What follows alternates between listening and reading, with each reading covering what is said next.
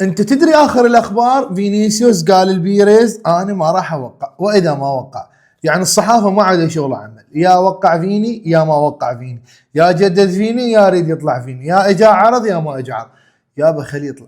الريال بمن حضر، الفريق ما يوقف على لاعب، ما وقفت برشلونه على ميسي، ما وقف الريال على كريستيانو وعلى الكثير من الاساطير. ناس ما عندها شغل عمل، فلان وقع فلان كذا. الواحد خليه يركز على التدريبات، يركز على فريقه، خليه يركز على شنو المطلوب من النادي، شنو السلبيات شنو الايجابيات اللي يتعرض لها النادي اللي يشجعه او اللي يحبه. ما عندهم شغل عمل، هذا وقع وهذا وقع. ولو تشوف جماهير مدريديه وبرشلونيه، فينيسيوس وقع، فينيسيوس راح يطلع، فينيسيوس بقى، فينيسيوس نام، فينيسيوس عارف ليش منصه، فينيسيوس ما عنده مكانه، وقع هلبي ما وقع براحته. الريال بمن حضر، الفريق ما يوقف على لاعب وله دور وله انجاز بريال مدريد.